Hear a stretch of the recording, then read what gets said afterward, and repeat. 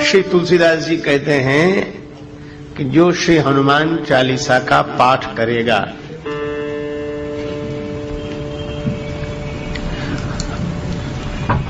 उसे सिद्धि प्राप्त होगी।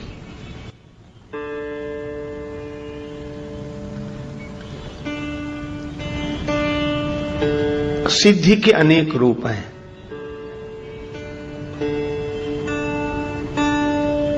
मन की शुभकामनाओं की पूर्ति हो जाना सिद्धि है। मन कामना सिद्धि नर पावा। भक्ति की याचना करते करते भक्त हो जाना सिद्धि है। परमात्मा की प्राप्ति हो जाए तो भक्ति की सिद्धि है, और आत्मानुभूति हो जाए तो ज्ञान की सिद्धि है।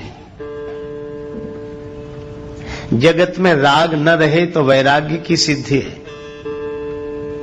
शुभ कामनाओं की पूर्ति हो जाए तो यह लौकिक दृष्टि से सिद्धि है। श्री तुलसीदास जी कहते हैं कि किसी भी तरह की सिद्धि हो श्री हनुमान चालीसा के पाठ से अवश्य मिल जाएगी, और इसके साक्षी भगवान शंकर हैं। होए सिद्धि साखी गौरीशा। शंकर भगवान साक्षी क्यों है? जो भाग्य में नहीं होगा क्या वह भी श्री हनुमान चालीसा के पाठ से मिल जाएगा? मिल जाएगा। क्यों? क्योंकि जिनकी कीर्ति का गायन हुआ है इस ग्रंथ में, उन हनुमान जी की महिमा ऐसी है, अघटित घटन सुघट विघटन ऐसी बिरदावली नहीं आने की। घटने वाली घटना को जो टाल दे, न घटे, और नहीं घटने वाली घटना को जो घटा दें, ऐसी शक्ति श्री हनुमान जी की है। इसीलिए जिन्हें साधना की असफलता से सिद्धि न मिली हो, भाग्य में नहीं होने से सिद्धि न मिली हो, वे श्री हनुमान चालीसा का पाठ करें। उन्हें भगवान की कृपा से, हनुमान जी के बल से सिद्धि की प्राप्ति होगी। शंकर भगवान साक्षी हैं, क्योंकि भाग्य में नहीं होगा तो शंकर जी ने गवाही भरी है, वे पूर्ति करेंगे, क्योंकि भाव्यु मैटि सकहि त्रिपुरारी। इसलिए यह अत्यंत सरल शब्दों में छोटा सा ग्रंथ दिखाई भले ही देता हो, पर इसकी महिमा महान है। जो यह पढ़े हनुमान चालीसा होए सिद्धि साखी गौरीशा। तो जिस ग्रंथ की ऐसी महिमा है, उसी ग्रंथ रत्न का हम लोग इस बार भगवान श्री सीताराम जी की कृपा से चिंतन कर रहे हैं। और यह भी संयोग है, श्री हनुमान चालीसा की कथा का शुभारंभ गुरुवार से, और श्री हनुमान चालीसा का आरंभ भी गुरु वंदना से। श्री गुरु चरण सरोज रज निज मन मुकुर सुधारि। वर्णो रघुवर विमल यश योदायक फल चारि। और एक बात पर आपने शायद ध्यान न दिया हो, हनुमान चालीसा का आरंभ भी गुरु वंदना से है, और हनुमान चालीसा का विश्राम भी गुरु वंदना से है। आरंभ हुआ श्री गुरु चरण सरोज रज, और विश्राम हुआ कहां?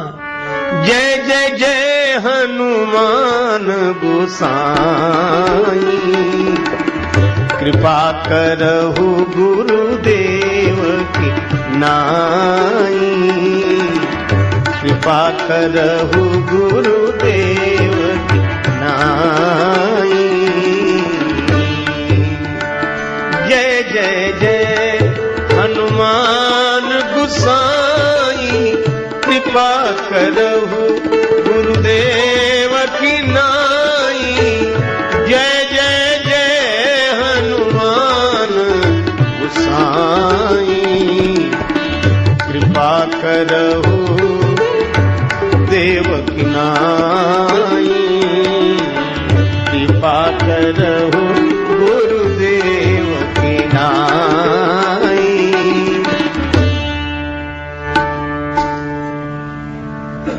और इसका अर्थ है कि श्री तुलसीदास जी ने हनुमान जी को गुरुदेव के रूप में ही देखा है। क्यों देखा है? देखो, गुरुदेव की महिमा क्या है? भगवान से मिला देना गुरुदेव की महिमा नहीं है। भगवान तो मिले मिलाए हैं, भगवान तो कभी अलग है ही नहीं, पर मिले मिलाए की पहचान करा देना गुरुदेव की महिमा है। भगवान देखो, किसी प्राणी पदार्थ की प्राप्ति भले ही अप्राप्त की प्राप्ति हो, पर परमात्मा की प्राप्ति तो प्राप्त की प्राप्ति है। भगवान तो मिले हुए हैं। कहां है? सब जगह। ईश्वर सर्वभूतानां हृदय से अर्जुन तिष्ठति। गीता गायक भगवान गोविंद कहते हैं कि वह परमात्मा सबके हृदय में बैठे हुए हैं। श्री तुलसीदास जी बार बार रामचरितमानस में कहते हैं, अस प्रभु हृदय अछत अविकारी, सबके उर अंतर बसहु जानहु भाव कुभाव। तो भगवान तो सबके साथ है।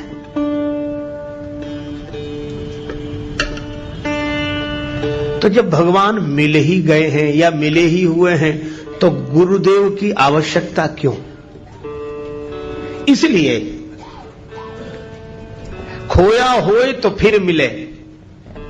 कोई वस्तु खो गई हो तो खोजने से मिल जाएगी, और कोई रूठ गया हो तो मना लेंगे। खोया होए तो फिर मिले, रूठा ले ही मनाए, पर मिला रहे फिर ना मिले, तासों कौन बसाए। तो जो मिला रहने के बाद भी न मिल रहा हो, मिलकर भी जो अनमिला हो, उससे मिला देने का काम गुरुदेव का है। अच्छा, तुलसीदास जी महाराज से किसी ने पूछा कि हनुमान जी आपके गुरुदेव क्यों हैं? क्या इन्होंने राम जी से आपको मिलाया? तुलसीदास जी बोले कि राम जी तो मिल गए थे। फिर हनुमान जी ने क्या किया? कहा कि मिले हुए राम जी को हम पहचान नहीं पा रहे थे। मंदाकिनी तट राम घाट पर, मंदाकिनी गंगा के किनारे चित्रकूट में राम घाट पर श्री राम जी प्रकट हुए। मंदाकिनी तट राम घाट पर प्रगटे दशरथ नंदन, बोले मधुर वाणी में धनुधर, बाबा दे दो चंदन। श्री राम जी प्रकट हो गए। तुलसीदास जी की आंखों से आंसू बरस रहे थे भगवान की याद में, भगवान के विरह में। उन बरसते हुए प्रेमाश्रुओं से चंदन उतारा जा रहा था। भगवान प्रकट हो गए, बाबा चंदन दे दो। तुलसीदास जी तो वैसे ही परेशान थे। भगवान की ओर देखकर बोले, बच्चा हमें क्यों परेशान करते हो? घाट पर बहुत लोग हैं, किसी से ले लो। बहुत पंडे बैठे हैं, हम तो वैसे ही परेशान हैं। रोने लगे। भगवान ने मन में सोचा कि अभी कम रो रहे हैं, हम चले जाएंगे तो ज्यादा रोएंगे, पहचान नहीं पा रहे हैं। तो भगवान ने कहा, अच्छा बाबा चंदन दो चाहे मत दो, पर यह बताओ तुम रो क्यों रहे हो? कौन खो गया है तुम्हारा? तुलसीदास जी रोते हुए बोले, हमारे भगवान हमें नहीं मिल रहे, हमारे भगवान हमें नहीं मिल रहे।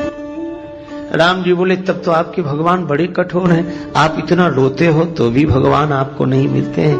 तुलसीदास जी रोने लगे और राम जी के मुख पर हाथ रखते हुए बोले, नहीं बच्चा ऐसा मत कहो, हमारे राम जी तो कृपालु है।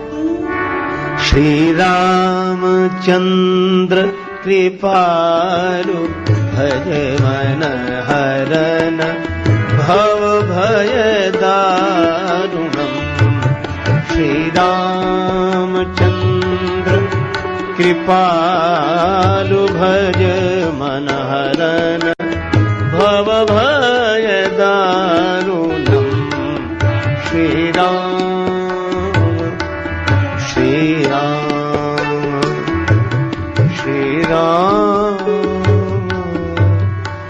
राम श्री राम श्री राम। भगवान तो कृपालु हैं, हमारा ही दुर्भाग्य है कि भगवान नहीं मिल रहे हैं। अब बोलो, तुलसीदास जी को भगवान मिले हुए हैं कि नहीं? मिले हैं, पर मुश्किलें होती हैं आसान बड़ी मुश्किल से, मुश्किलें होती हैं आसान बड़ी मुश्किल से, आदमी बनता है इंसान बड़ी मुश्किल से।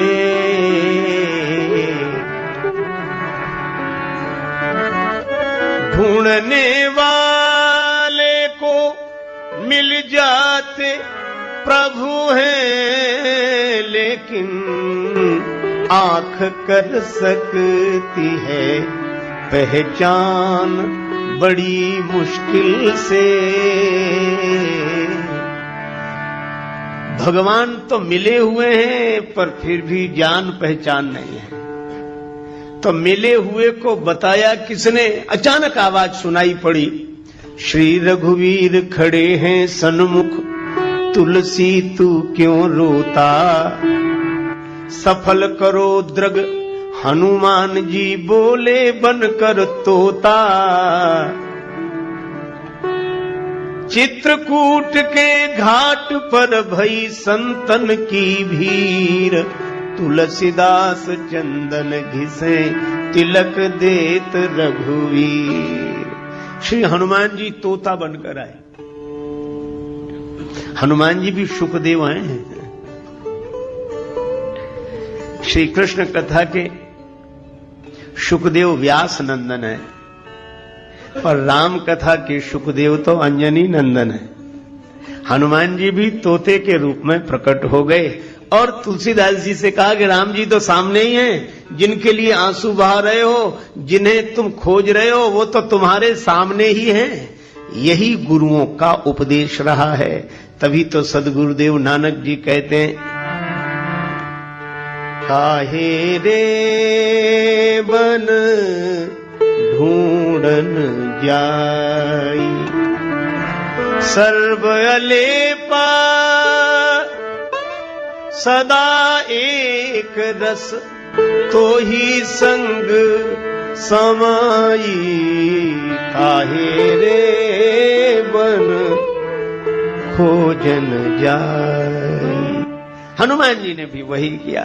और आज जब श्री हनुमान चालीसा लिखने बैठे श्री तुलसीदास जी, तो याद आ गई कि भगवान तो मिले हुए थे, पर अगर हनुमान जी ने न बताया होता तो राम जी को देखकर भी मैं राम जी को नहीं देख पाता। और इसीलिए जब हनुमान जी ने बताया तो राम जी के चरणों में तुलसीदास जी गिर गए। लेकिन मन कबीरदास जी की तरह कह रहा था कि गुरु गोविंद दोऊ खड़े काके लागू पाए, बलिहारी गुरुदेव की जिन गोविंद दिया मिलाए। तो जब जब श्री हनुमान जी का स्मरण तुलसीदास जी करते हैं तो उन्हें यह घटना याद आई। तभी वे आरंभ करते हुए लिखने लगे, श्री गुरु चरण सरोज रज। तो हनुमान जी हैं गुरुदेव, उनके चरण हैं कमल, और चरण कमल की जो धूल है, रज है, वह गुरुदेव के चरण कमलों का पराग है।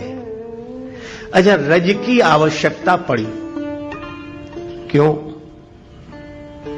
देखो, दूसरे को देखना हो तो आंख ठीक होनी चाहिए, पर अपने आप को देखना हो तो केवल आंख से काम नहीं चलता। आंख तो ठीक हो, पर दर्पण भी साफ सुथरा होना चाहिए। आंख ठीक देख लेती हो, पर दर्पण यदि पवित्र ना हो तो अपने आप को नहीं देखा जा सकता। दर्पण भी साफ सुथरा चाहिए और आंख भी ठीक चाहिए। तो गुरुदेव की चरण रज का काम क्या है? तुलसीदास जी रामचरितमानस के आरंभ में कहते हैं कि गुरुदेव की जो चरण धूलि है यह अंजन है। गुरुपद रज मृदु मंजुल अंजन, गुरुपद रज मृदु मंजुल।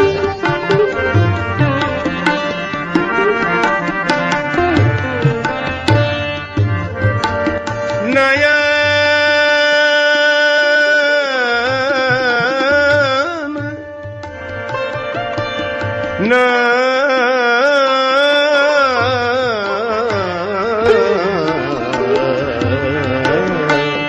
नयन अमीय दृग दोष विभंजन, गुरुपद रज मृदु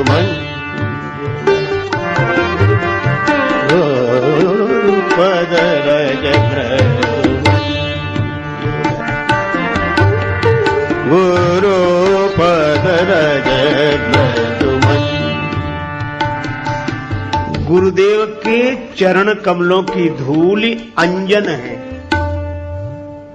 अंजन जो आंख में आंज आ जाए उसको अंजन, नेत्रों के दोष को दूर करने वाला हो वो अंजन।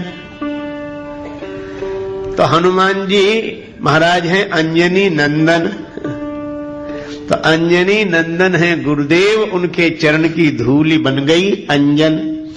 आंखों के लिए कौन सी आंखें? मरमी सजन सुमति कुदारी, ज्ञान विराग नयन उर्गारी।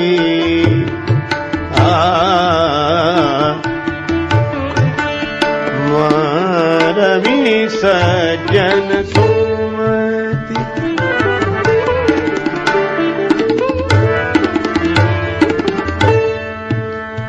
ज्ञान विराग नयन उर्गारी, ये दो आंखें जैसे बाहर की हैं ऐसे ही दो आंखें भीतर की हैं, ज्ञान और वैराग्य।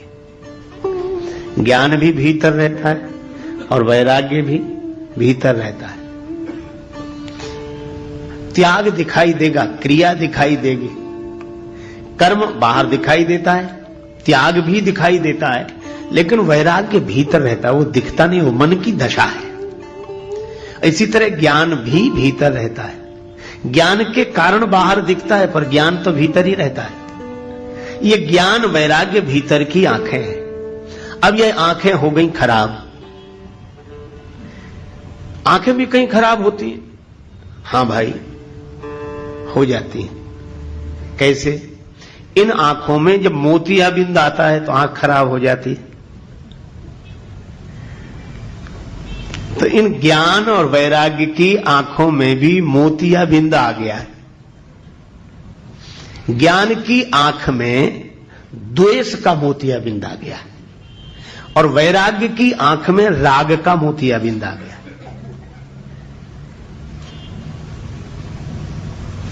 कई बार आपने देखा होगा ज्ञान तो रहता है लेकिन उसके बाद भी दुश्मनी मिटती नहीं। और ज्ञान किसका है? बोले अद्वैत का। और दुश्मन कौन है? बोले दूसरा आदमी हमारा दुश्मन है। ज्ञान कहता है कि दूसरा है नहीं। तो ज्ञान की आंख तो है पर द्वेष का मोतियाबिंद आ गया।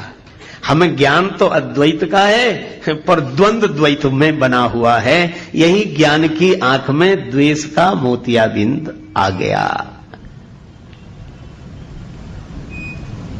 और अगर ज्ञान की आंख ठीक है तो उमा जे राम चरण रत विगत काम मद क्रोध निज प्रभुमय देखई जगत तो कहिसन करई विरोध। फिर विरोध क्यों होगा? कोई प्रेम से भर जाए, भगवान को सर्वत्र देखेगा तो प्रेम से भर जाएगा। करूं में दुश्मनी किससे, कोई दुश्मन हो घर मेरा, मोहब्बत ने नहीं रखी जगह दिल में अदावत की। तो ज्ञान की आंख अगर ठीक ठीक देखे तो झगड़े ही मिट जाएं। पर एक बात है, कई बार यह प्रश्न उठता है कि कैसे ज्ञानी है? ज्ञानी है तो ये द्वंद्व क्यों? तो इसका मतलब यह अज्ञानी है? नहीं नहीं, मैं आपसे कहूं कि जिनके जीवन में द्वंद्व भी दिखाई दे, द्वेष भी दिखाई दे, तो ऐसा नहीं मानना चाहिए कि यह ज्ञानी नहीं है। अरे मोतियाबिंद आ जाए तो यह नहीं मानना चाहिए कि आंख नहीं है। आंख तो है, खराब हो गई है। इसी तरह ज्ञान होने पर भी जिनके जीवन में परस्पर द्वंद्व झगड़े दिखाई दें, तो यह समझना चाहिए कि ज्ञान की आंख तो ठीक है, द्वेष का मोतियाबिंद आ गया। आंख तो है, ज्ञान तो है। अच्छा बोलो, हम आप सबको ज्ञान है कि नहीं? ज्ञान तो है, पर आंख थोड़ी खराब हो गई। आंख तो है, तो आंख नहीं लानी पड़ेगी, इसका इलाज कराना पड़ेगा। मैं भी आपसे निवेदन करता हूं कि आपको ज्ञान की जरूरत नहीं है, बस ये ज्ञान की आंख जो खराब हो गई है, इसका इलाज कराने की जरूरत है बस। तो ज्ञान की आंख में द्वेष का मोतियाबिंद और वैराग्य की आंख में राग का मोतियाबिंद। अब ये ज्ञान और वैराग्य की आंख में आए हुए राग द्वेष के मोतियाबिंद को कैसे दूर करें? तुलसीदास जी बोले अंजन लगा। और अंजन गुरुपद रज मृदु मंजुल अंजन, गुरुपद रज मृदु मंजुल नयन अमीय द्रग दोष विभंजन, गुरुपद रज मृदु मंजुल, गुरुपद रज मृदु मंजुल, गुरुपद रज मृदु मृदु मंजुल, पद मृदु मंजुल। गुरुदेव की चरण धूलि अंजन है, और यह ज्ञान की आंख की बीमारी द्वेष को दूर कर देगी और ज्ञान की आंख को स्वस्थ कर देगी। अच्छा, वैराग्य तो है, पर आप कभी कभी देखते होंगे जो वैराग्यवान है उनमें भी राग दिखाई देता है, तो लोग तुरंत आलोचना करने लगते, काहे के वैरागी जब राग है? नहीं भाई, वैराग्य तो है, पर वैराग्य की आंख में ये बीमारी आ गई राग की। तो राग कैसे दूर हो? बस गुरुदेव की शरणागति लो, चरण धूल। जो गुरुदेव के चरणों के आश्रित रहते हैं उनकी ज्ञान वैराग्य की आंखें ठीक हो जाती हैं।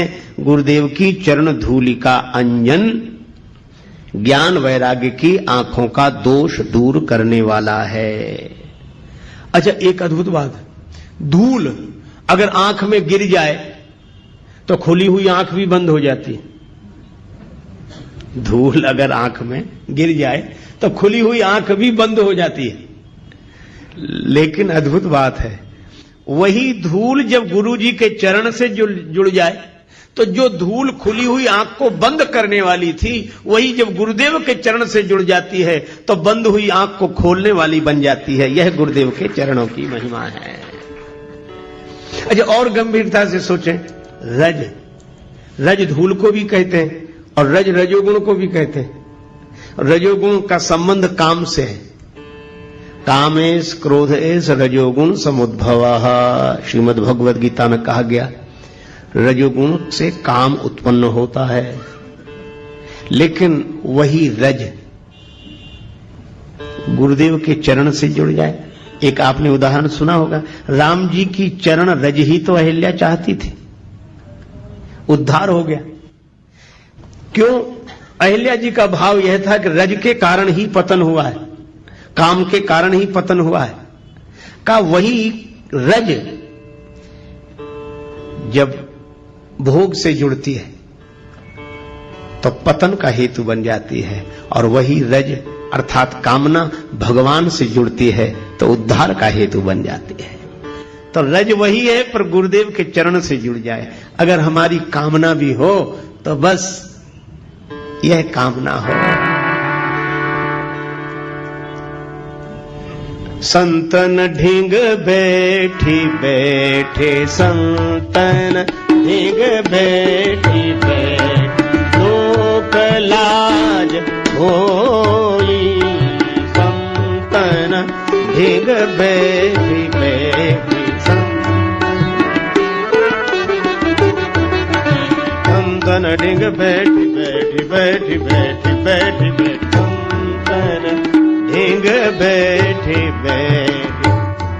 जब मन सत्संग में लगने लगे, प्रथम भगति संतन कर संगा, गुरुदेव में लगने लगे,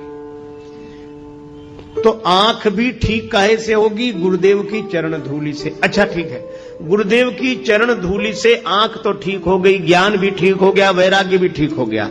अब एक बात सोचना आप, ज्ञान की आंख ठीक हो गई, वैराग्य की आंख ठीक, तो आंख देखती ही दूसरे को है। तो हम ज्ञान वैराग्य की दृष्टि से सारी दुनिया को देखने लगे, लेकिन जिन आंखें सब देखिए आंख न देखी जाए, उन्हीं आंखों को देखना हो। जिन आंखों से हम सब देखते हैं, उन्हीं आंखों को देखना हो, अपने चेहरे को देखना हो, तो केवल आंखों से काम नहीं चलेगा, फिर तो दर्पण की आवश्यकता पड़ेगी। तो तुलसीदास जी से किसी ने पूछा कि ज्ञान और वैराग्य अगर आंखें हैं तो दर्पण क्या है? तुलसीदास जी बोले, अपना मन ही दर्पण है, अपना मन दर्पण है। तो दर्पण तो है अपने पास, पर दर्पण में चेहरा दिख नहीं रहा है। हमें ज्ञान तो हो गया है, क्योंकि हम सत्संग में बैठकर आए, ज्ञान हो गया है। वैराग्य भी है, क्योंकि ज्यादा नहीं सही पर कुछ देर को तो संसार भूलकर बैठे ही हैं, पर फिर भी अपना चेहरा नहीं दिख रहा है। क्यों नहीं दिख रहा? दर्पण मैला है, और दर्पण क्या है? मन। दिल का शीशा साफ कर,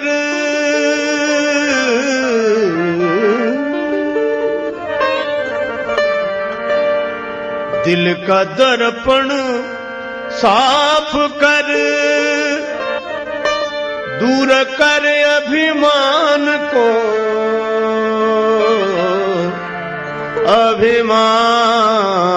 अभिमान को।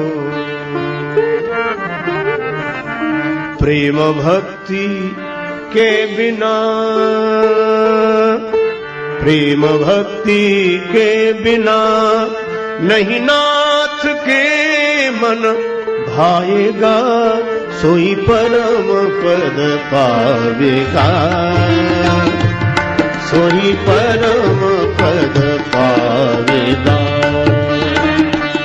जो भजे हरि को सदा, जो भजे हरि को सदा, सोई परम पद पावेगा, सोई परम पद पावेगा।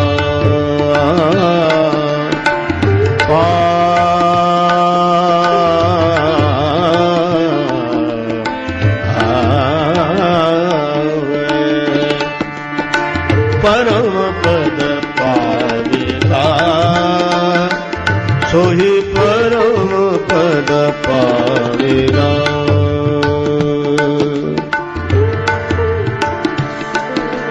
कैसे होगा ये दिल का दर्पण पवित्र?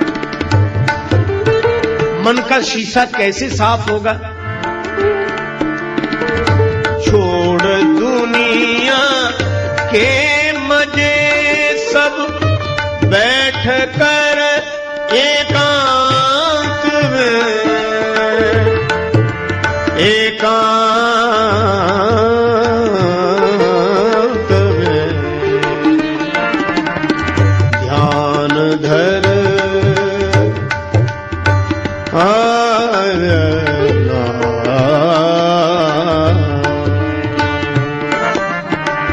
ध्यान धर गुरु के चरण का, ध्यान धर गुरु के चरण का, तो प्रभु मिल जाएगा, सोई परम पद पावेगा,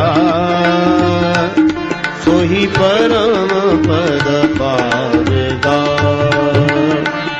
सोई परम पद, सोई परम पद, सोई परम पद पावेगा। दिल का दर्पण साफ कर। कैसे होगा? कहा कि गुरुदेव की चरण रज दो काम करती है। गुरुदेव की चरण धूल दो काम करते। ज्ञान वैराग्य की आंख ठीक करने के लिए, राग द्वेष का मोतियाबिंद दूर करने के लिए अंजन का काम करती है। क्योंकि नियरे हुए सूझत नहीं लानत ऐसी जिंद, तुलसी या संसार को भयो मोतिया बिंद। तो ज्ञान वैराग्य की आंखों का, राग द्वेष का मोतिया बिंद दूर करने के लिए गुरुदेव के चरण कमलों की धूल अंजन है।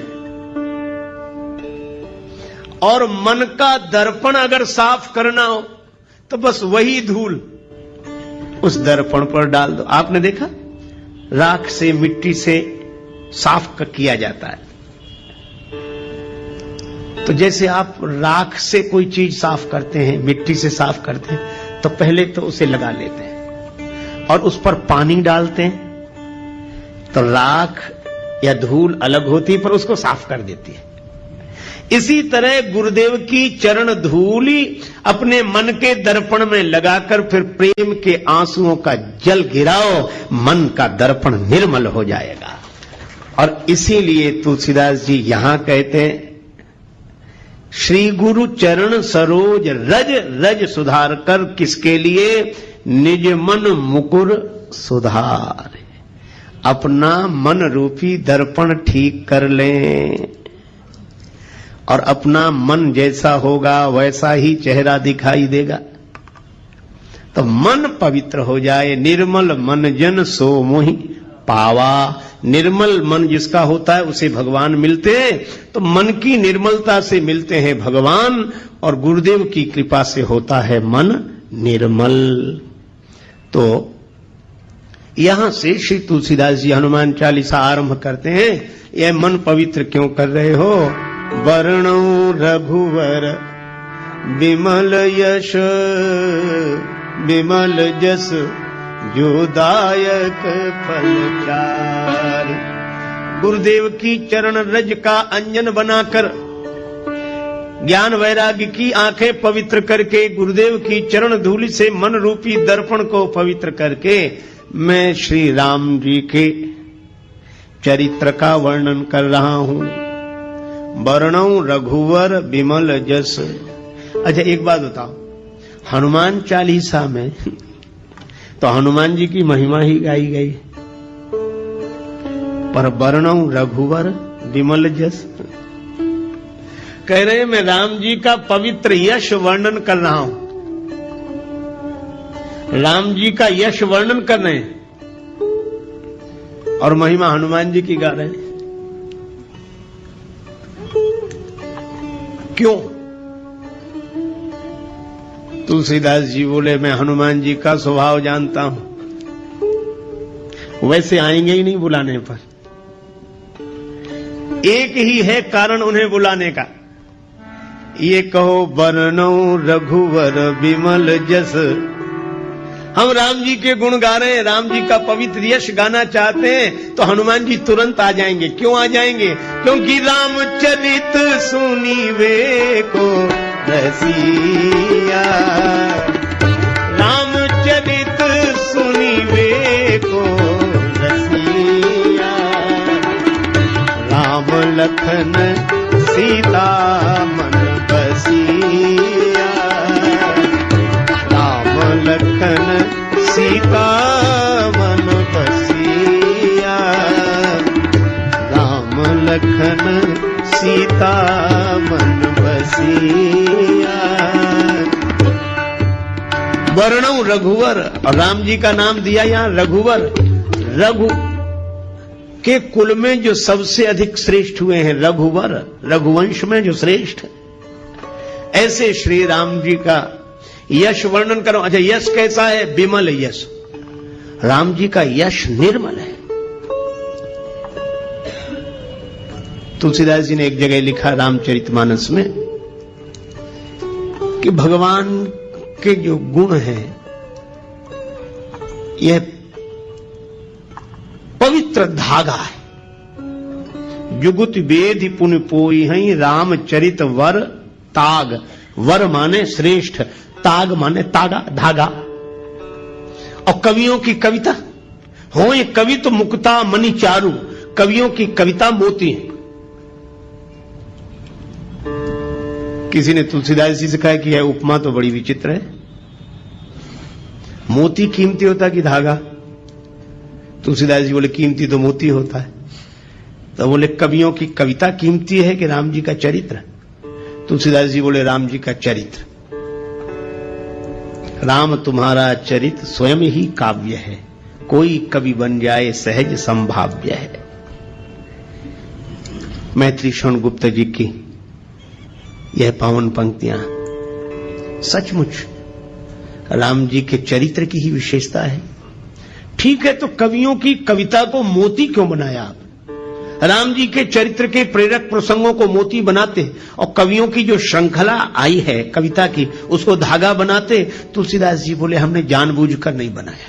क्यों? बोले मोती भले ही कीमती हो, लेकिन मोती की माला बनानी पड़ेगी तो मोती में छिद्र करना पड़ेगा। अब मैं राम जी के चरित्र को मोती की उपमा कैसे दे दूं? क्योंकि हमारे राम जी के चरित्र में तो कहीं छिद्र है ही नहीं, इसलिए मैंने मोती नहीं बनाया। हाँ, राम जी का चरित्र धागा है और यह धागा इतना अनंत है कि चाहे जितनी कवियों की कविता रूपी मोती इसमें पिरो दिए जाएं, पर इस धागे का कभी अंत होने वाला नहीं है। हरि अनंत हरि कथा अनंत। राम जी का चरित्र ऐसा पवित्र चरित्र है, तुलना नहीं करनी चाहिए, कोबड़ छोट कहत अपराध हो, पर राम जी अपने आप में अद्वितीय हैं। निरुपम न उपमा आन, राम समान राम निगम कहें। भगवान श्री राम से गुरुदेव विश्वामित्र जी ने कहा कि राघवेंद्र इस शिला को चरण छुड़ाओ, इसका उद्धार होगा। चरण कमल रज चाहती कृपा करो रघुवीर। राम जी ने कहा गुरुदेव आपके आगे, आप तो हमारे भी गुरु जी हैं, आप चरण छुला दें। गुरु जी बोले बात बड़े छोटे की नहीं है, मैं तुम्हारा गुरु हूं, मेरी बड़ी महिमा है, तुमसे भी बड़ी महिमा है, लेकिन अपने अपने विभाग की बात होती है।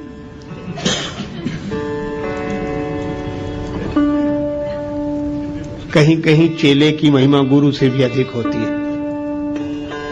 राम जी बोले सो कैसे? आपने तो मुझे भी ज्ञान दिया है। बोले बात ज्ञान की नहीं है राम, सुनो। क्या?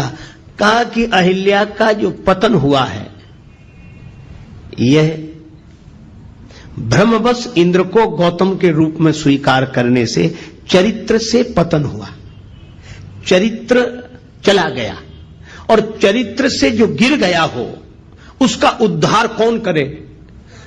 तब गुरु जी ने कहा कि चरित्र से जो गिर गया उसका उद्धार उसकी चरण धूलि कर सकती है जो चरित्र से कभी न गिरा हो। और राम इस दृष्टि से देखें तो एकमात्र तुम ही हो और कोई नहीं है। क्यों? मन में विकार आ जाता है पर हम ज्ञान वैराग्य विचार के बल पर संभल जाते हैं। पर राम तुम तो ऐसे हो कि मुझे अतिशय प्रतीत मन केरी, जागृत की कौन कहे जही सफलिहु पर नारी नहेरी। ऐसा विमल चरित्र पवित्र चरित्र तो केवल श्री राम का है।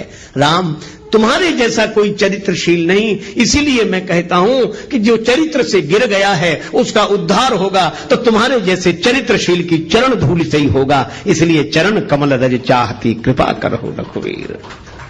राम जी जैसा निर्मल चरित्र पवित्र चरित्र दूसरा नहीं।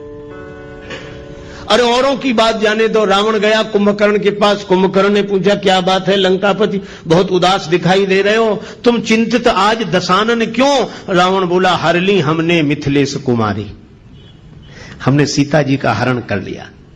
तुम चिंतित आज दशानन क्यों? हर ली हमने मिथिलेश कुमारी। कुंभकर्ण बोला अधिकार किया तुमने उन पर? रावण बोला लखती ही नहीं वह और हमारी, वे हमारी ओर देखती तक नहीं। तब तुम एक काम करते, क्या महात्मा बन गए, उनका हरण कर लाए, तो राम जी का रूप बनाकर परमात्मा बनकर अधिकार पा लेते। नकली ही तो बनना था। रावण बोला कि बड़ी कठिनाई है। क्या? तब राघव ही न बने तुम क्यों? कुंभकर्ण ने पूछा। रावण ने उत्तर दिया, इसमें हमको भय भैरव भारी, जब राघव रूप लगा बनने, तब मातु समान लगी पर नारे। जब मैं राम जी का चिंतन करने लगा तो मेरे मन से वासना चली गई। ऐसा पवित्र चरित्र है राम का। विश्वामित्र जी ने कहा कि राम चरित्र की दृष्टि से जो पवित्रता तुम्हारे अवतार में है वह अन्यत्र दुर्लभ है, इसलिए मैं तुम्हारा गुरुजी हूं, पर अहिल्या का उद्धार तो तुम्हारी ही चरण धूलि से होगा। ऐसा राम जी का वर्णौ रघुवर बिमल यश, ऐसा पवित्र चंद्र। देखो चंद्र कितना भी ऊंचा रहे पर फिर भी कलंक है, कलंक लगा है चंद्र में, घटता बढ़ता रहता है। लेकिन हमारे रामचंद्र ऐसे चंद्र हैं जो निष्कलंक चंद्र हैं, जिनमें घटने बढ़ने की घटना नहीं होती, सदा एक रस निर्मल पवित्र चंद्र श्री रामचंद्र हैं। तुलसीदास जी कहते हैं, ऐसे राम जी का यश वर्णन कर रहा हूं। कैसा है यश का? वर्णौ रघुबर बिमल यश, राम जी का चरित्र बिमल है। अच्छा, तो ये मन को क्यों सुधार रहे हो? निज मन मुकुर सुधार का कि पवित्र चरित्र का वर्णन पवित्र मन से ही किया जा सकता है। सो न हो ये बिनु बिमल मति मोहि मति बल अति थोर। तो ये पवित्र मन हो जाए तो कैसे होगा? बोले पहले मन पवित्र हुआ, श्री गुरु चरण सरोज रज निज मन मुकुर सुधारी, वर्णौ रघुवर बिमल जस। मैं राम जी के पवित्र यश का वर्णन करना चाहता हूं, इसलिए श्री हनुमान जी मेरा मन निर्मल कर दो। किसी ने पूछा क्यों करना चाहे तो क्या फायदा है? आजकल तो बड़ी कठिनाई है, बिना फायदे के आदमी कुछ करता ही नहीं है। और किसी से कहो भजन करो, करें तो क्या फायदा? अच्छा, बहुत सी चीजें हैं। एक आदमी ने हमसे बार बार कहा, वो बहुत तंबाकू गुटखा खाते थे, बार बार मुंह भर लें, फिर कहें आप भजन की कहे तो क्या फायदा? बोले आप जब जब भजन की कहे तो हमें तो बड़ी परेशानी लगती, करें क्या फायदा? हमने कहा अच्छा एक बात बता दो, तुम ये बार बार तंबाकू गुटखा खाते हो, इससे क्या फायदा? सो बोले कहे तो ठीक रहे, फायदा तो कुछ नहीं। हमने कहा फिर क्यों? बोले आदत पड़ गई। तो हमने कहा कि बिना फायदे के ये खा सकते हो, बिना फायदे की सोचे ये सड़ी गली चीज खा सकते हो, तो क्या भगवान का भजन बिना फायदे की सोचे नहीं कर सकते हो? छोड़ो, फायदे की मत सोचो, तुम तो भजन करो, और जिस दिन इसमें रस आ जाएगा उस दिन फायदे की नहीं सोचोगे, भजन किए बिना रहा नहीं जाएगा। लेकिन इसका यह अर्थ नहीं कि फायदा होगा नहीं, जरूर होगा, लेकिन फायदे की तरफ मन मत ले जाओ। तुलसीदास जी से किसी ने पूछा कि आप राम जी का विमल यश गा रहे हैं, क्या फायदा, क्या मिलेगा? तुलसीदास जी बोले क्या नहीं मिलेगा? जो दायक फल चार, ये चार फल प्रदान करेगा, धर्म अर्थ काम और मोक्ष। राम जी का चरित्र गाने वाला। देखो जब व्यक्ति बोलता है ना, दिमाग से बोलता है, कोई बात कहता विचार दिमाग से, लेकिन जब कोई गीत गाता है तो दिल से। ये गीत हृदय के अधिक समीप है, विचार बुद्धि के समीप है। तो जब कोई गाता है तो हृदय से। और मैं आपसे कहूं कि राम जी का गुण कोई हृदय से गाएगा, और जब हृदय राम जी के गुणों से भरा हुआ होगा, ऐसे आदमी के द्वारा अधर्म कभी हो ही नहीं सकता। जब होगा धर्म ही होगा। तो यह राम कथा का गाना और सुनना व्यक्ति को धर्म से जोड़ता है। धर्म, अर्थ, भगवान के गुण गाने वाला, सुनने वाला, उसके जीवन में अर्थ रहेगा ही। क्यों रहेगा? क्योंकि भगवान नारायण है, और जो भगवान के गुण गाएगा, भगवान के चरण कहां आ जाएंगे? उसके हृदय में। ये यही कथई स्नेह समेता, कहीं हई सुनी हई समुझ सचेता, होई हई राम चरण अनुरागी, कलिमल रहित सुमंगल भागी। भगवान के चरणों का अनुराग उसके मन में आ जाएगा। तो भगवान के चरण कहाँ आ जाएंगे? उसके हृदय में, उसके जीवन में। और जब मैं आपसे एक बात पूछता हूं, लक्ष्मी जी को दुनिया भर में ढूंढो, कहां मिलेंगी? भगवान के चरणों में। भगवान नारायण के चरण दबाते हुए ही तो लक्ष्मी जी मिलती हैं।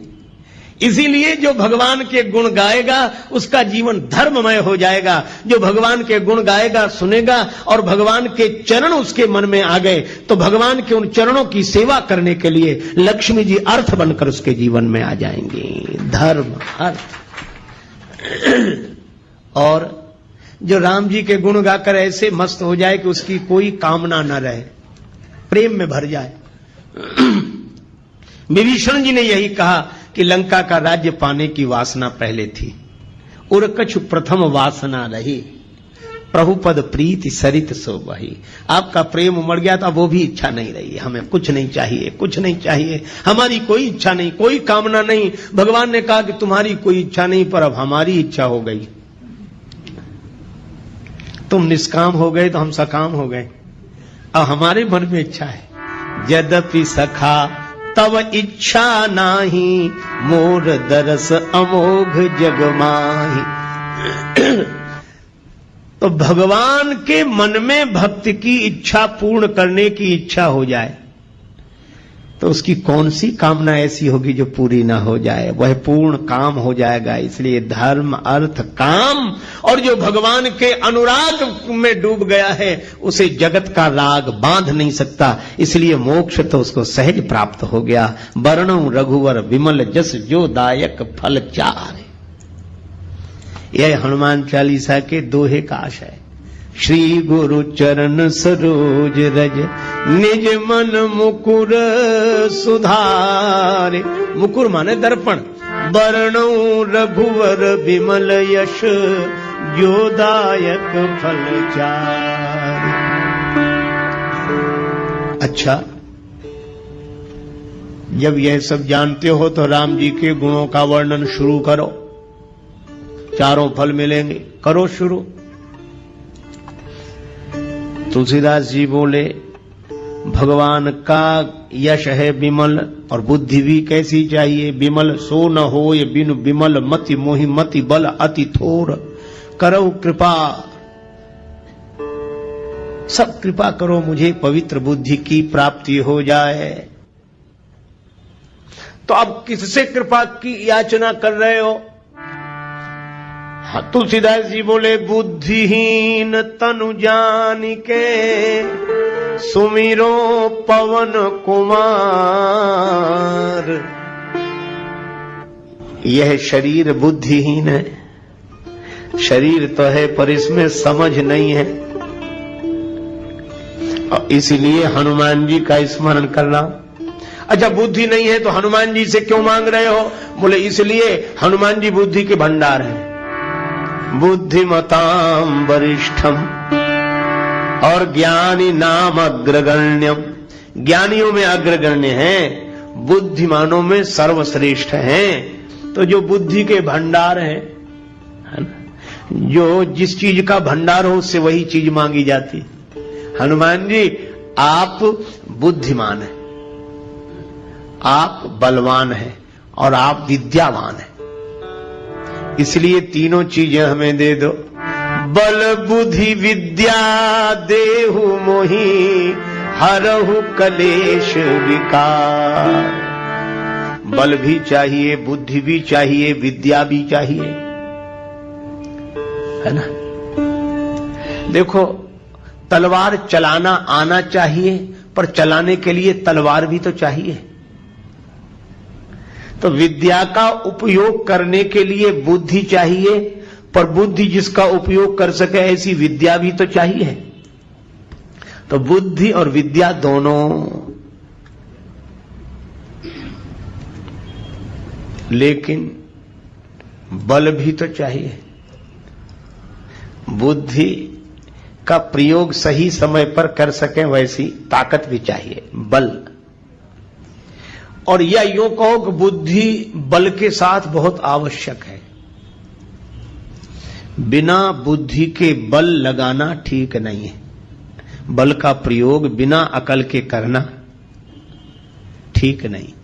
एक महात्मा कहते थे कि बल के साथ बुद्धि का प्रयोग अवश्य करो। क्यों? यदि बिना बुद्धि के बल का प्रयोग कर दिया तो दो ही जगह जाएंगे, या सेंट्रल जेल में या अस्पताल में।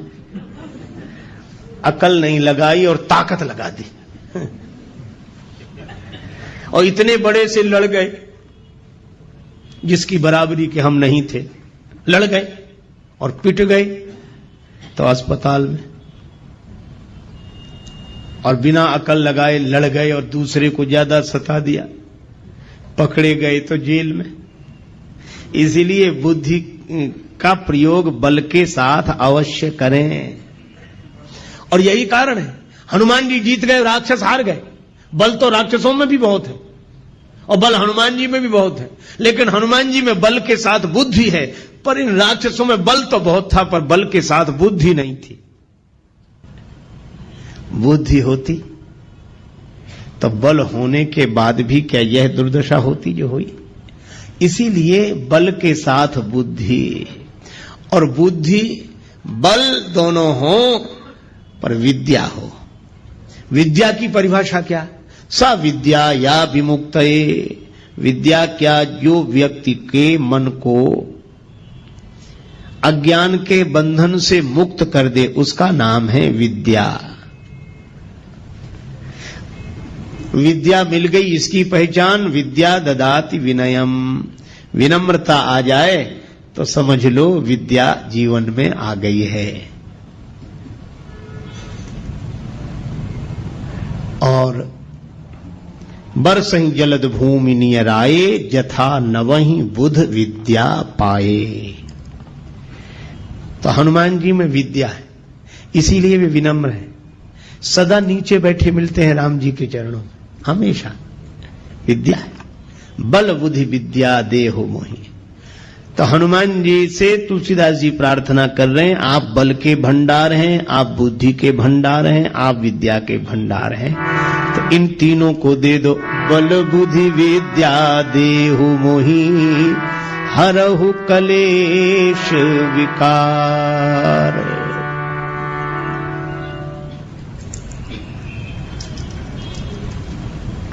देखो, कलेश दूर हो जाए। राग द्वेष ये कलेश है।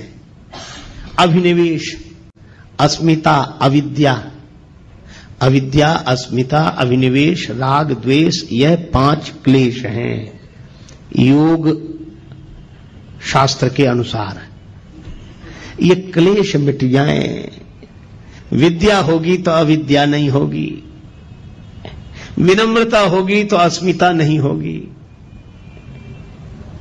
वैराग्य होगा तो अभिनिवेश नहीं होगा, और ज्ञान वैराग्य जब होंगे तो न राग होगा न द्वेष होगा। ये 5 क्लेश मिट जाएं। बल बुद्धि विद्या देहु मोहि, हरहु कलेश और विकार, काम क्रोध मोह, लोभ मोह मद मत्सर, ये 6 विकार हैं, 6 विकार हैं। काम क्रोध लोभ मोह मद मत्सर। मत्सर का अर्थ है दूसरे से ईर्ष्या करना, मत्सर। मद का अर्थ है अभिमान। मोह का अर्थ है एक ही जगह रुके रह जाना, अटक जाना। देखो, कभी आपने देखा ना, किसी गीत की रिकॉर्ड बज रहा हो, ऐसे सुई चलती है उस पर, ग्रामोफोन पर, तो कभी कभी हम लोग बचपन में देखते उसकी सुई एक जगह अटक जाती थी तो उतना गाती रहती थी। किसी को अच्छा नहीं लगा, अरे बंद करो ये, तो वो तुरंत ठीक करता था। मैं आज भी देखता, मोह का अर्थ यही है कि जिसकी सुई एक ही जगह अटक जाए वो उतना ही गाना, उतना ही निकले, उतना ही अटक जाना। गीत चलता रहे है ठीक है, लेकिन अटक जाना, जो अटका वही भटका। तो अटको मत, चलते चलो, हम तो हमारी मस्ती में झूमते चले हैं। ये मोह है, अटक जाना। देखो, गुलाब के फूल के मूल में, उसकी डाली में भौरा रुका ही रहा। गुलाब के फूल झड़ गए, पत्तियां गिर गईं। किसी ने भौरे से कहा कि जाओ। भौरा बोला, यही आशा अटक्यो रहो, अली गुलाब के मूल, हुई है बहुरी बसंत ऋतु इन डारन बेफूल। फिर खिलेंगे गुलाब, हम डाली तो छोड़कर नहीं जाते। ये मोह। कमल संपुटित होने लगा, कमल के बंद होने का समय आया। भौरा फिर भी बाहर नहीं निकला, भ्रमण नहीं निकला, उसी में कैद हो गया। किसी ने कहा तुम तो काठ को चीर कर निकल जाते हो, कमल के कोमल पत्ते को चीर कर निकल जाओ। बोले निकलने की जरूरत क्या है, सवेरा होगा, सूर्योदय होगा, कमल खिलेगा, फिर पराग का पान करेंगे। अहो मोह महिमा बलवाना। और तब तक सूर्योदय होने के पूर्व ही एक मतवाला हाथी आया, उस कमल को मूल सहित तोड़ कर ले गया, खा गया।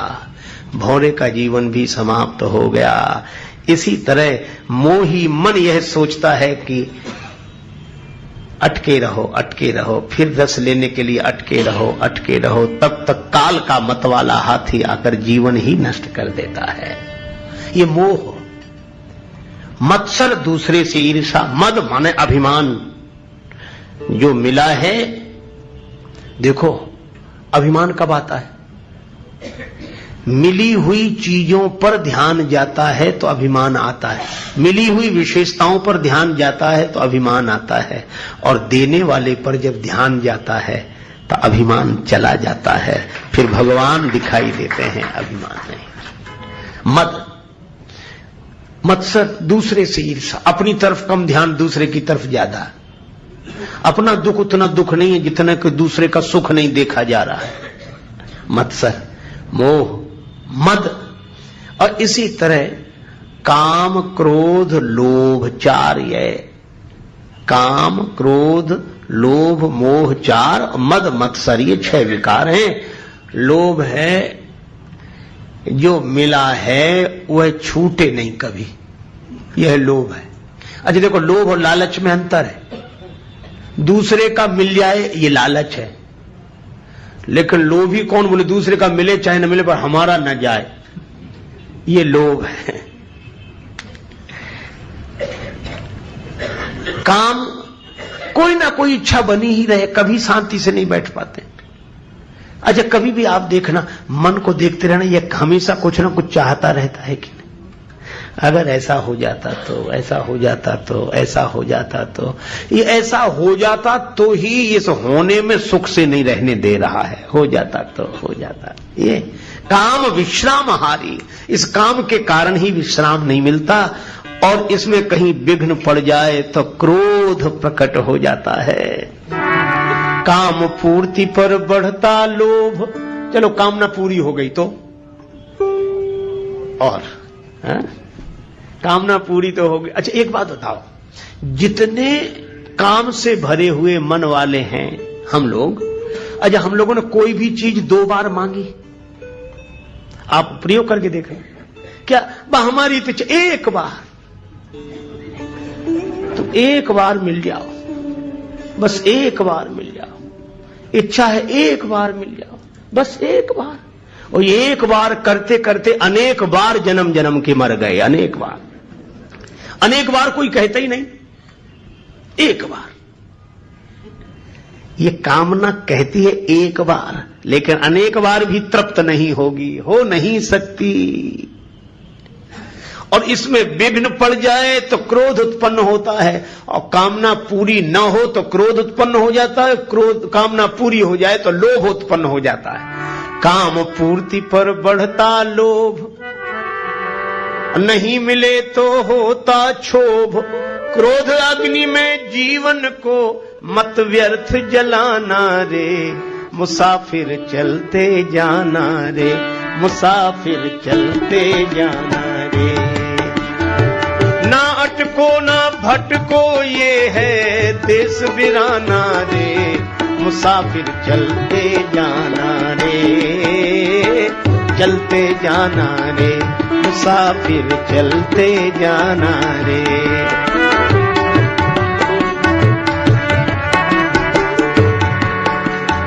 लेकिन अब एक कठिनाई है, हम आपको जो समझा रहे हैं पहली बार नहीं समझा रहे हैं, और आप भी पहली बार नहीं समझ रहे हैं।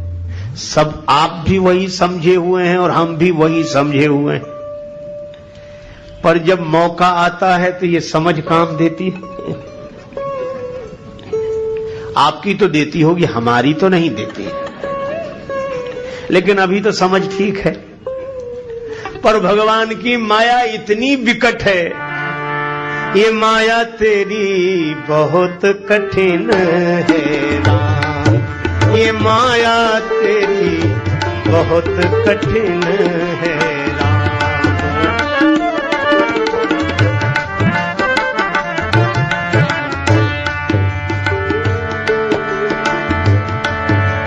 दुख में सुख दिखला के बनाती, दुख में सुख दिखला के बनाती, बड़ों बड़ों को गुलाम बहुत कठिन है राम, ये माया तेरी बहुत कठिन है राम, बहुत कठिन है राम। अच्छा विचार करना, करता नित्य विरोध क्रोध का, कहता बुरा परिणाम। जो क्रोध का विरोध करते हैं गलत है, क्रोध नहीं करना चाहिए, क्रोध अच्छी चीज नहीं है, बात सही है, लेकिन उनको ही जब क्रोध आता है तब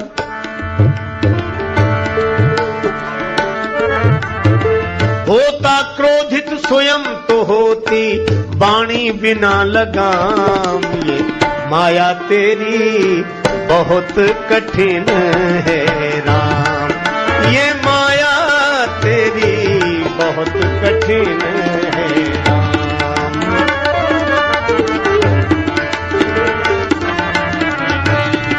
ये माया तेरी बहुत कठिन है राम। रक्त मांस हड्डी के ढेर पर मढ़ा हुआ है चाम, रक्त मांस हड्डी के ढेर पर चढ़ा हुआ है चाम। सभी जानते हैं, लेकिन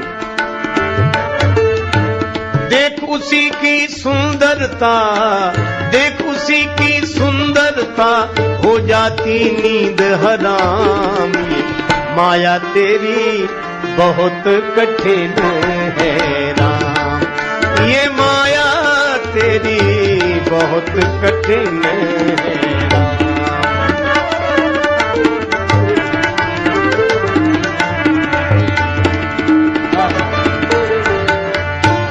कठिन है राम।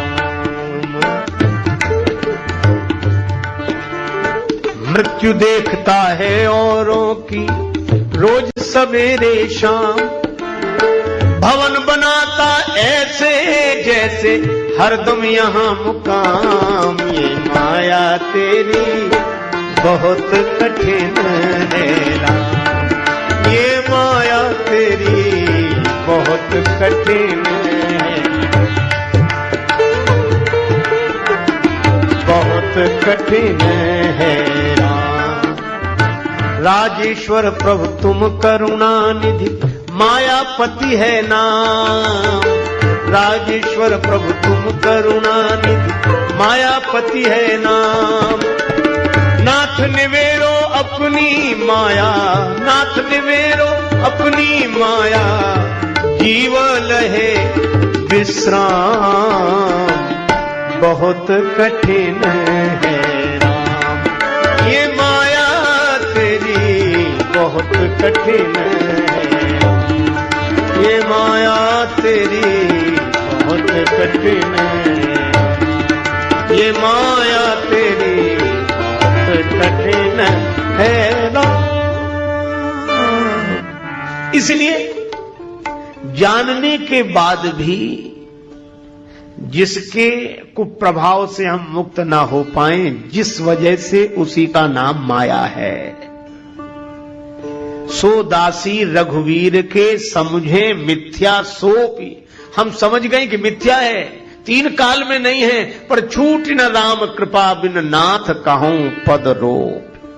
कागभूषण जी कहते हैं, गरुड़ जी मेरा अनुभव है, निज अनुभव अब कहूं खगेशा, बिनु हरि भजन न जाहि कलेशा। इन क्लेशों से और विकारों से मुक्त होना पुरुषार्थ का परिणाम नहीं है, प्रसाद का परिणाम है, किसी का कृपा प्रसाद का परिणाम है। इसीलिए तुलसीदास जी कहते हैं कि मैं जानता हूं कि ये क्लेश हैं और ये विकार हैं, पर जानकर भी मैं इनसे मुक्त नहीं हो पा रहा हूं। इसलिए दीन होकर हनुमान जी महाराज मैं आपकी शरण में आया हूं, इसलिए आप कृपा करो। क्या बोले, इन क्लेश और विकारों से मैं तो मुक्त नहीं हो पा रहा हूं, पर आप बल बुद्धि विद्या देहु मोही। लेकिन ये बल बुद्धि विद्या मिलने के बाद भी ऐसा ना हो कि जीवन वैसा ही बना रहे, तो और क्या करें? कहरहु कलेश विकार, हमारे क्लेशों को और विकारों को दूर करें। ऐसी तुलसीदास जी ने प्रार्थना की हनुमान जी से, हरहु कलेश विकार। और उसके बाद आरंभ करते हुए कहा, जय हनुमान ज्ञान गुण सागर, जय कपीश तिहु लोक उजागर। रामदूत अतुलित बलधामा, अंजनी पुत्र पवन सुत नामा। जय हनुमान ज्ञान गुण सागर, जय हनुमान ज्ञान गुण सागर। जय कपीश तिहु लोक उजागर। रामदूत अतुलित बलधामा, अंजनी पुत्र पवन सुत नामा। जय हनुमान हनुमान,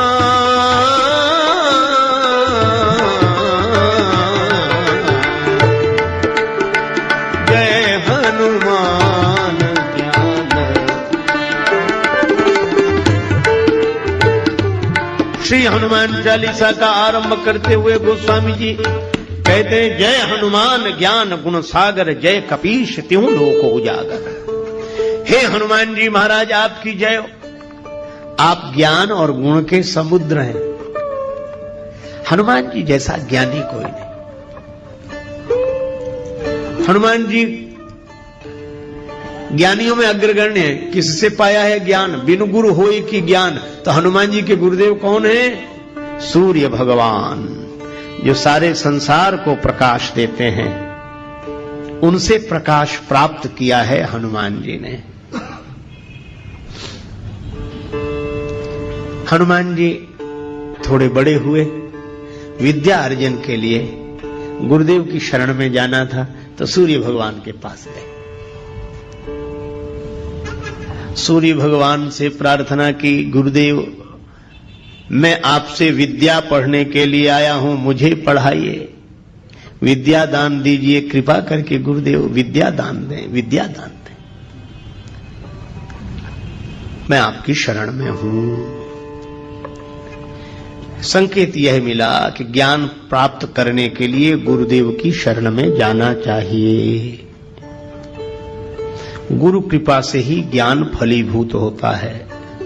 बिनु गुरु होय कि ज्ञान। गीता में भगवान श्री कृष्ण कहते हैं, तद विद्धि प्रणिपातेन परिप्रश्नेन सेव्य उपदेक्ष्यन्ति ते ज्ञानम ज्ञानिनस् तत्वदर्शिनः।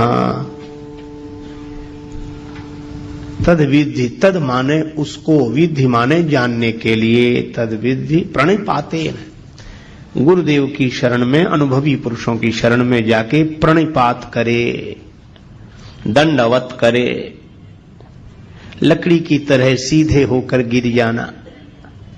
दंडवत, डंडा बिल्कुल सीधा होता है। हम और जगह टेढ़े रहें पर कम से कम गुरु जी के तो आगे सीधे रहें, वहां तो टेढ़ापन छोड़ दें। सांप भी सब जगह टेढ़ा रहता है पर बिल में प्रवेश करता है तो सीधा होकर प्रवेश कर पाता। इसलिए प्रणिपातेन, फिर परिप्रश्नेन, पहले प्रणाम क्योंकि श्रद्धावान लभते ज्ञानम, फिर उचित प्रश्नों का प्रयोग करें, गुरुदेव से प्रार्थना करें, अपनी जिज्ञासा रखें। परिप्रश्नेन सेवया, उसके बाद उपदेक्षन्ति ते ज्ञानम, उनके द्वारा ज्ञान का उपदेश होता है। किनके द्वारा? ज्ञानिनस तत्वदर्शिनः, तत्वदर्शी पुरुषों के द्वारा ज्ञान मिलता है। गूढ़ौ तत्व न साधु दुरावही, आरत अधिकारी यह पावही। तो हनुमान जी के चरित्र से यह शिक्षा लेनी चाहिए कि ज्ञान पाना हो तो गुरुदेव की शरण में जरूर जाए। किसी ने कहा कि पुस्तक से ही ज्ञान मिल जाए तो गुरुजी बनाने की जरूरत है, गुरुजी के पास जाने की जरूरत है। गुरुजी जो बताएंगे वह तो किताब में भी लिखा हुआ है। देखो, मैं आपसे निवेदन करूं, आप बिल्कुल ठीक कह रहे हैं, पुस्तक में वही लिखा है जो गुरुजी बताएंगे, या यूं कहो कि गुरुओं ने पहले से जो बताया है वही पुस्तक में लिखा है। लेकिन फिर भी पुस्तक कभी उस तक नहीं पहुंचा सकती। पुस्तक केवल पुस्तक है, पुश करती है, धक्का देती उस दिशा में, पुस्तक है, पुस्तक नहीं। अच्छा, जैसे एक उदाहरण की बात आप देखो, किताब में लिखा है आपको मुंबई शहर से कहीं किसी दूसरे शहर में रेलगाड़ी से यात्रा करनी है, और रेलगाड़ियों का वर्णन जिस किताब में है वो रेलवे टाइम टेबल आपके हाथ लग गया है ना। अब उसमें सभी रेलगाड़ियों का वर्णन है, उसमें सभी रेलगाड़ियां हैं और उसमें कोई भी रेलगाड़ी नहीं, हो ही नहीं सकती उसमें रेलगाड़ी है ही नहीं। लेकिन जिसमें रेलगाड़ी है नहीं, पता रेलगाड़ी का उसी से लगता है जिसमें नहीं है।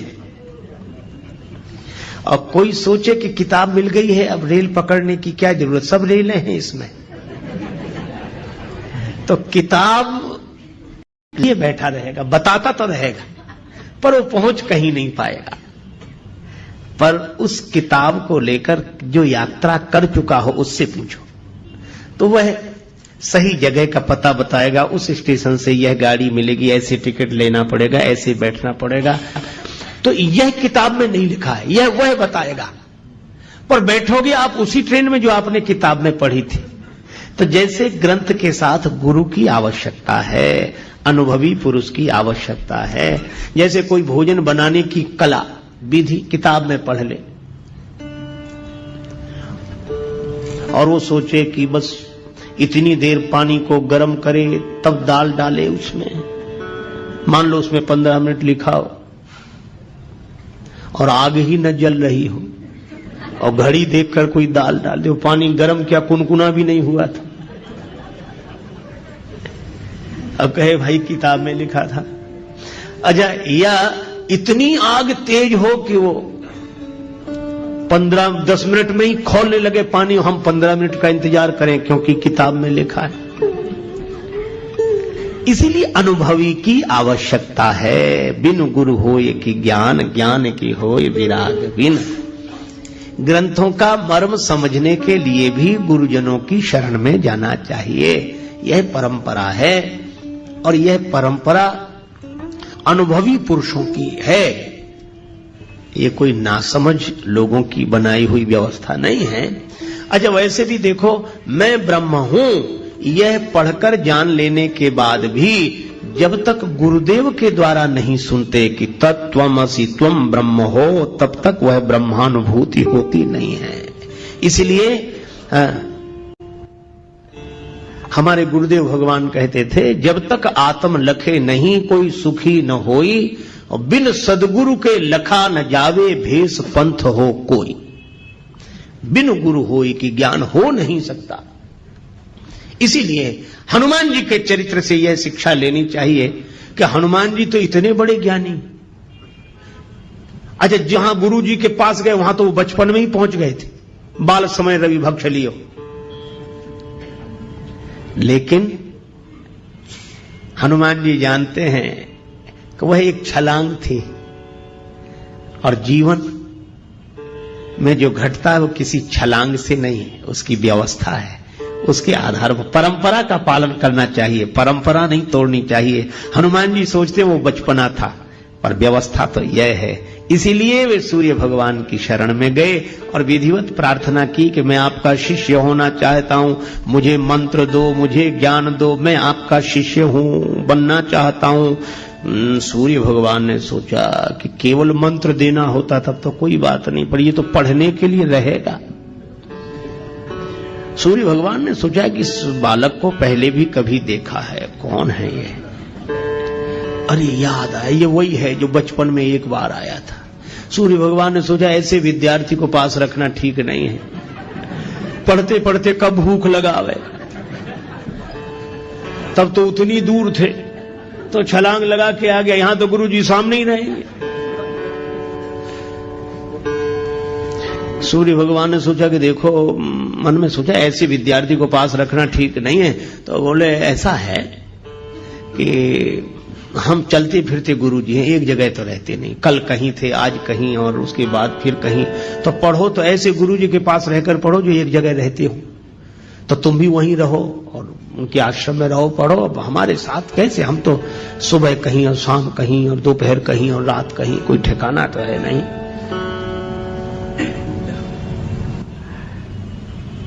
हनुमान जी बोले पढ़ेंगे तो आप सही। अनन्य निष्ठा जो थी, पढ़े। कैसे पढ़ोगे, हम तो चलते फिरते हैं। हनुमान जी बोले तो हम चलते फिरते विद्यार्थी बन जाएंगे, आप जहां जहां चलोगे हम भी साथ साथ चलेंगे, आपकी सेवा करेंगे, पढ़ते चलेंगे। आप भी तो कहीं ना कहीं दोपहर को रहते होगे, रात को हम भी रहेंगे आपके साथ ही, बस साथ ही रख लो बस। सूर्य भगवान ने सोचा यह विद्यार्थी विचित्र, गले ही पड़ गए। तो सूर्य भगवान ने कहा कि हमारे साथ रहोगे तो भी पढ़ नहीं सकोगे। क्यों? हमारे पीछे पीछे चलोगे तो हमारी पीठ तुम्हारी तरफ होगी, और हमारे आगे आगे चलोगे तो तुम्हारी पीठ हमारी तरफ होगी, तो पढ़ाई कैसे होगी? गुरु शिष्य तो आमने सामने बैठे तब ना पढ़ाई हो।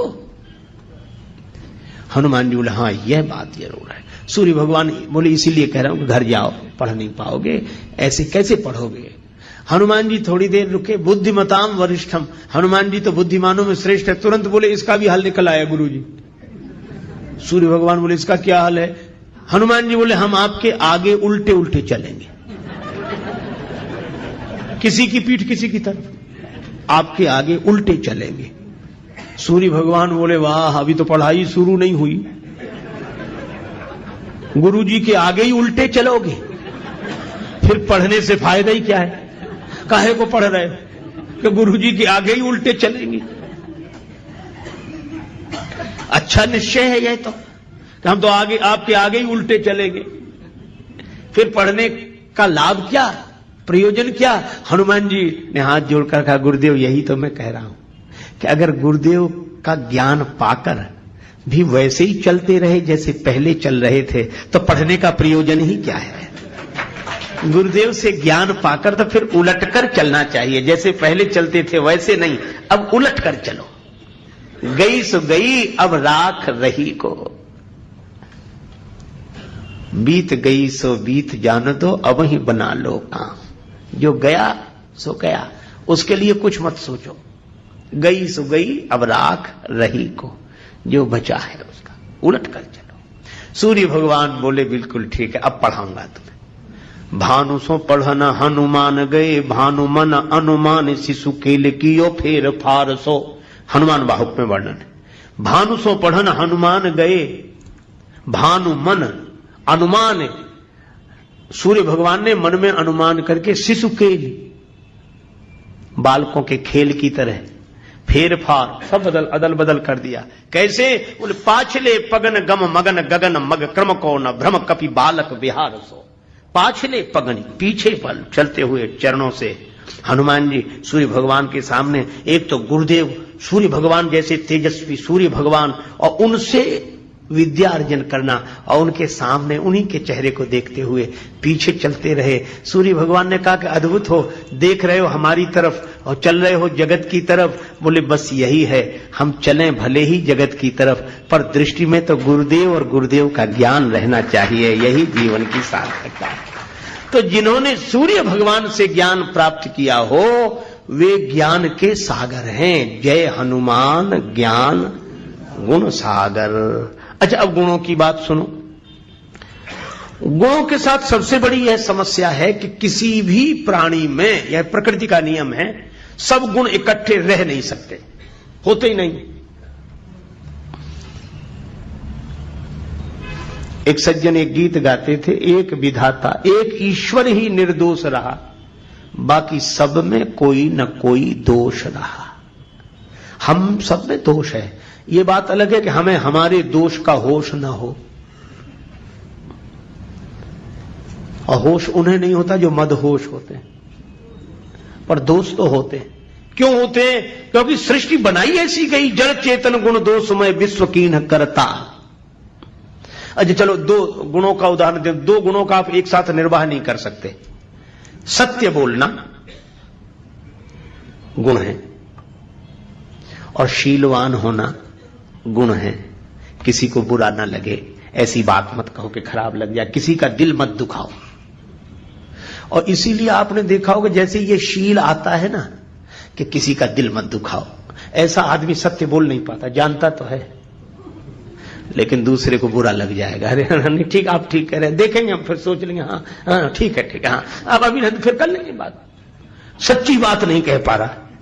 क्यों? शील आया तो सत्य चला गया, और जो सत्य को बोलते विप्राय शील का पालन नहीं कर पाते, वे कहते भैया किसी को बुरा लगे चाहे भला, हम तो साफ साफ कहते हैं, हाल तुरंत कह दिया, झंझट ही नहीं बात का, फिर तुरंत बोलो। जहां सत्य है वहां शील नहीं है, और जहां शील है वहां सत्य नहीं है। इन दो गुणों को इकट्ठा करना मुश्किल है। मेंढकों की तौल है, एक गुण को बुलाओ दूसरा चला जाता है। इसीलिए सब गुण किसी में इकट्ठे हों ऐसा संभव है ही नहीं। गुण दोषमयी सृष्टि है, सब में गुण है, सब में। ये बात अलग है, किसी में गुण ज्यादा है दोष कम है, किसी में दोष ज्यादा है गुण कम है, पर यह होगा ही। पर हनुमान जी में दोष नहीं है, गुण ही गुण है। तो यह प्रकृति के में तो यह अपवाद है, कारण है। हनुमान जी को उनका आशीर्वाद मिला है जो प्रकृति से ऊपर है।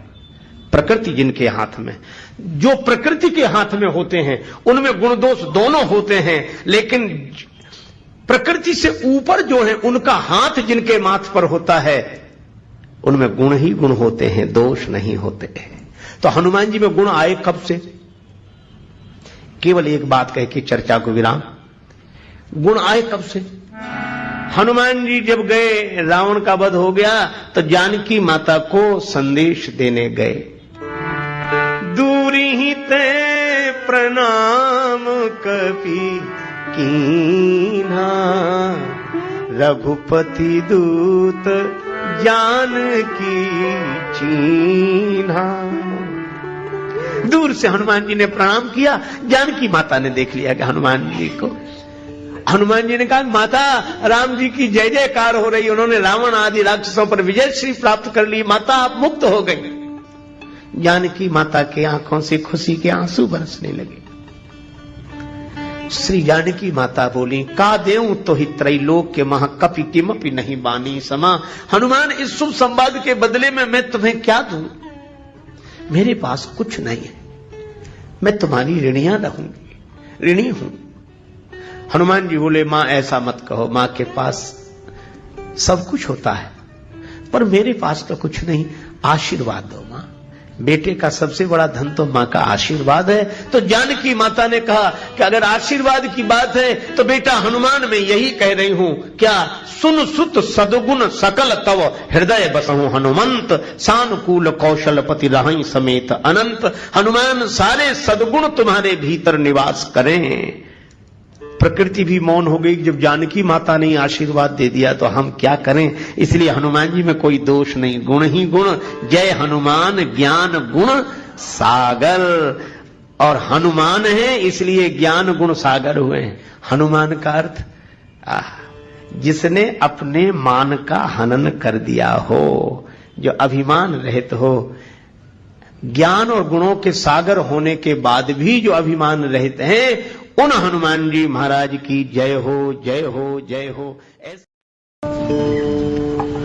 श्री तुलसीदास जी कहते हैं कि जो श्री हनुमान चालीसा का पाठ करेगा